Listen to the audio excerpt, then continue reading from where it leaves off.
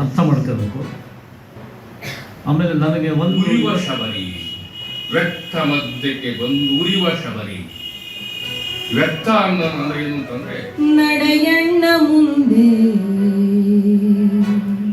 ಸುರೀನ ಹಂದರ ನಮ್ಮ ಹೃದಯ ಮಂದಿರ, ಅಲ್ಲಿ ಎಲ್ಲ ಜನಕ್ಕೂ ಇದೆ ಸ್ವಾಗತವು ನಿರಂತರ. ಗೋಪಾಲ ಕೃಷ್ಣ ಅಡಿಗರ ಒಂದು ನೆನಪಿನ ಜೊತೆಗೆ ಅವರ ಈ ಹುಟ್ಟಿದ ದಿನದಂದು ನಾನು ಸರ್ಕಾರವನ್ನು ಒತ್ತಾಯ ಮಾಡ್ತೇನೆ. ಅವರ ಸಾಹಿತ್ಯದ ಅಧ್ಯಯನವನ್ನು ಪ್ರತ್ಯೇಕವಾಗಿ ಮಾಡೋದಕ್ಕೆ ಬೇಕಾದಂಥ ವ್ಯವಸ್ಥೆಗಳನ್ನು ಎಲ್ಲ ವಿಶ್ವವಿದ್ಯಾಲಯಗಳು, ಎಲ್ಲ ಕಾಲೇಜುಗಳು ಕೂಡ ಮಾಡಬೇಕಾದಂಥ ಅಗತ್ಯ ಇದೆ ಅಂಥೇಳಿ ಈ ಸಂದರ್ಭದಲ್ಲಿ ಸರ್ಕಾರಕ್ಕೆ ಅರಿಕೆ ಮಾಡಿ ಇದನ್ನು ಜಾರಿಗೆ ಕೊಡಬೇಕು ಅಂಥೇಳಿ ಕೂಡ ನಾನು ಒತ್ತಾಯ ಮಾಡೋದಕ್ಕೆ ಆ ಕಾಲದಿಂದ ಹಾಡ್ತಾ ಇದ್ದೇನೆ. ರಾಜ್ಯಾದ್ಯಂತ ಅವರ ಗೀತೆಗಳನ್ನು ಹಾಡಿದ್ದೇನೆ. ಅಡಿಗರ ಎದುರು ಹಾಡಿ ಅವರು ನನ್ನನ್ನು ಭಾಳ ಸಂತೋಷದಿಂದ ಪ್ರೋತ್ಸಾಹಿಸಿದರು.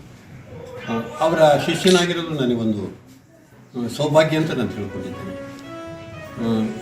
ಈಗಾಗಲೇ ನನಗೆ 81 ವರ್ಷಗಳಾಗಿದೆ. ಇನ್ನು ಆ ದೇವರು ಎಷ್ಟು ದಿವಸ ಅವಕಾಶ ಕೊಡ್ತಾನೋ ಗೊತ್ತಿಲ್ಲ. ಅವರ ಗೀತೆಗಳನ್ನು ಕೊನೆಯವರೆಗೂ ಹಾಡಬೇಕು ಅನ್ನೋದು ನನ್ನ ಆಸೆ.